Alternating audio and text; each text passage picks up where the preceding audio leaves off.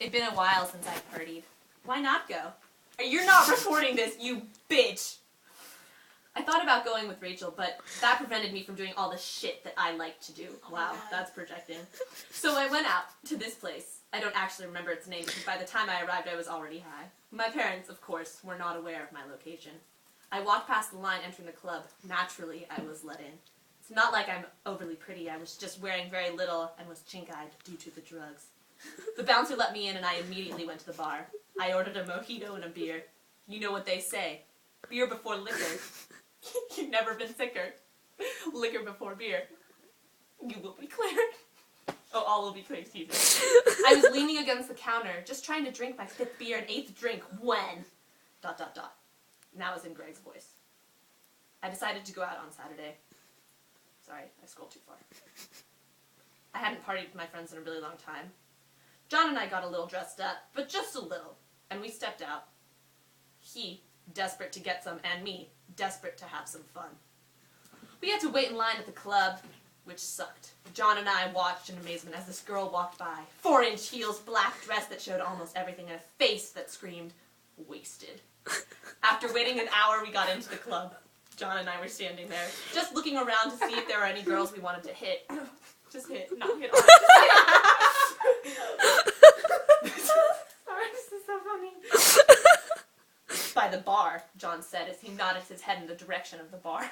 I smiled. It was the girl who just nonchalantly cut the entire club line. She was standing at the bar, somewhat collapsed on the counter itself, a beer in her right hand. I told John that I wanted to talk to the girl. He settled for the girl next to her. I came... Oh, fucking A, cunt. This is the best part. I came up behind her and put my hand around her waist and whispered in her ear, "Hey, gorgeous." She turned around, whipping her hair backwards. She smiled. My mouth dropped open. She laughed and took another large swig of her beer. Fuck whatever you whispered in Nina's ear, bitch. So, Mr. She began, but I quickly interrupted her. Greg. She smiled a coy smile, and I wondered if it was wrong of me to think of her like I was thinking of her. What brings you to, here? She ordered a Mai Tai. I ordered one too. It was so strange to see her intoxicated like this. She was beautiful. Her laugh was boisterous and loud and filled with so much sadness I wondered if she knew. I'm gonna go dancing. You wanna come with me? She slurred her words a little. And when she moved and staggered, but I could tell she knew what she was doing. She was an expert. I watched her dance from afar. Some other guy came up from her. They danced together. He took her neck in his hand and started kissing her. They were, in reality, completely making out on the dance floor. I wondered if she knew him. I love dancing. It was so much fun. There was this guy, really attractive, who was dancing with me for a while, and we kissed a little bit, but it didn't last for long because then Greg came. He literally pushed the guy away and started making out with me. Oh, snap! It was quite possibly one of the strangest moments of my life. His tongue down my throat, his good-smelling scent made me feel so good. Yet, I knew it was wrong. Illegal. And wrong. We finished kissing and went back to a booth. He sat down and I straddled him. Oh my god, This is so good! He put his hand on my back and began caressing me. I pressed myself harder against him as he was kissing my neck. I began to unbutton him. Oh my god. They're still in the booth at the club! I'm just saying. We rocked over so he was suspended on top of me. I could see his lean muscle beneath his white button down. My memory is very vivid, even though I was somewhat drunk. Story of my life. Do I have to keep Just reading? keep going. Oh my god, this is so embarrassing. She was completely drunk. I was completely insane.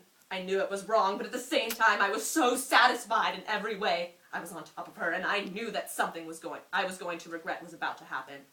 She was a good kisser. She was drunk. She had to go home. This wasn't safe for her, and I was genuinely concerned for her safety. "I'm taking you home," I whispered in her ear. "What? No, I want to keep going," she said as she tugged further on my shirt. "No, you have to go home. I'm driving you. You'll end up killing yourself if I don't get you there." "I'll be fine." She rolled her eyes. I picked her up. I put her in the front seat of John's car. Good thing I came with him. Taking her home in the motorcycle would have been very difficult. I buckled her into the seat. She directed me home, with shocking accuracy considering she was so wasted. Well, maybe she wasn't as gone as she was letting on. Ooh.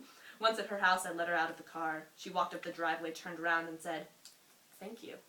I smiled at her, and drove back to the club, picked up John, went home, and went to bed completely satisfied and curious as to what was going to happen when I saw her next on Monday. Dun. This is so good. "We need to talk after class," he said.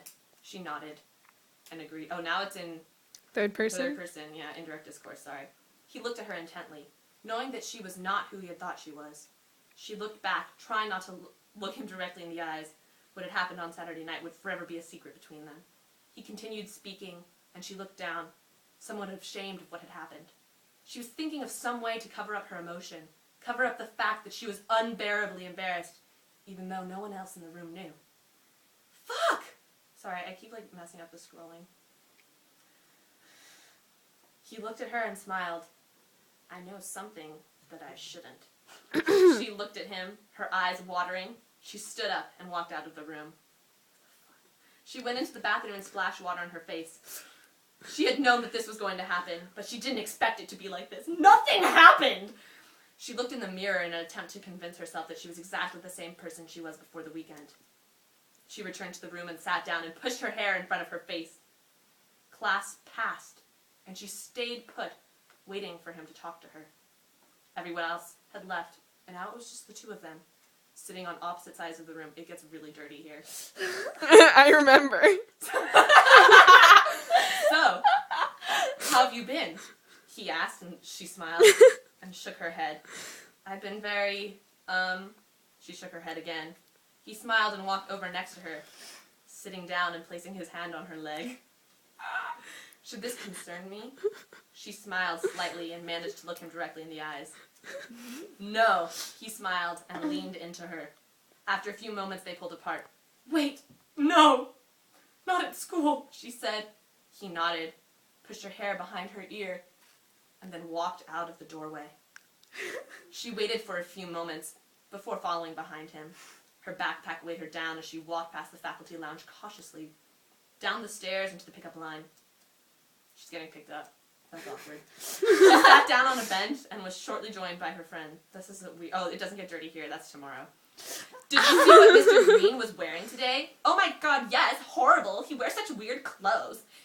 "It's not that it's weird. It's just Argyle was not meant to be made of baby blue and salmon pink."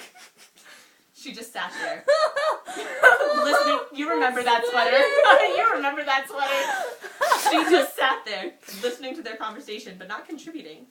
There was nothing further she wanted to say to them. Nothing at all. Sometimes it was hard for her to listen to their conversation.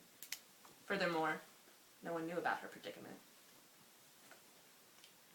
This is from Greg's perspective. "That was quite possibly one of the longest days of my life. I'd never been so isolated before, so afraid of what was going to happen next, and yet at the same time so exhilarated, so happy. There was something alluring about her body, her touch. It was extremely difficult not to wrap my arms around her in the middle of class, simply hold onto her hand and caress her soft skin." This is so good. Despite myself, Oh my god. I had the acute paranoia that somebody knew. Someone knew about what we were doing. I'd surely lose my job, and she'd be expelled. I erased the thought from my mind, thinking that it would never happen. I got into my car and turned off the radio. Of course, a song about forbidden love invaded my ears. I quickly turned it off. When I entered the apartment, John wasn't there. I opened up the computer and clicked on the Facebook tab in my bookmarks bar. No new notifications. I wondered if Ruth was online now, doing the same thing that I was doing. I typed her name into the box. The cursor lingered over the add friend button, but I resisted, knowing what kind of controversy it would create. I decided that I needed a drink, so I opened a bottle of wine, poured myself a glass, and began correcting the papers that I had been avoiding. Probably wouldn't even read them.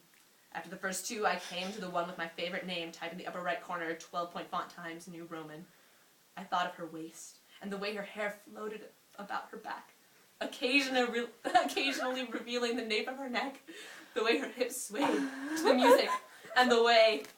This is Ruth's perspective. The car ride home was brutal. My mother sat there asking me questions about Mr. Green. She was obsessed with him. If I had to hear one more time how much he looked like a preppy East Coast college student with a receding hairline, I don't know what I would do. My thoughts turned back to Greg as I exit the car. I'd hooked up with a teacher, but he didn't seem like a teacher. It wasn't even that weird, considering it was him who had approached me. I walked to my bedroom and opened the internet. I knew that it would be useless to add him as a friend. It would strike up a lot of questions from my other obsessed friends. I remember how he put his arm around my waist, so firm, so secure. I was drunk, but when our eyes met, something happened. There was something phenomenal in the way we reacted. I was dying to call him and talk to him, to meet up with him, to be with him. His crooked smile that constantly mocked us shone once again as class began the next day. I was unsure of whether or not to make eye contact with him. Avoiding his gaze for a few moments, I pulled my books out of my bag. I smiled a coy smile. Whenever his gaze lingered on me a moment longer than it should have, I made careful attention to press my pen into my lip when he looked. The temperature increased and I pulled off my sweatshirt, allowing it to pull up my shirt a little bit further than I normally would have. No one noticed, except him. I got this Wait, one. this is the best part. He sat down and crossed his legs. The bell rang for class, and I tried to make myself look busy by putting my books away. People filtered out of the classroom, and it was just him and I sitting there. Again. I sat on top of the desk, and he came over, one hand on my thigh, the other moving through my hair. My hands on top of his shirt and started caressing my back. It's so good. This is literally like a... It's almost over. Don't worry. There's only one with Greg's perspective.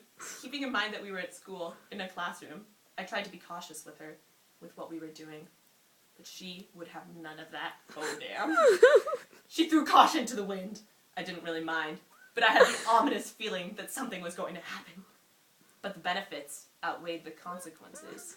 So we moved on, and on, and on.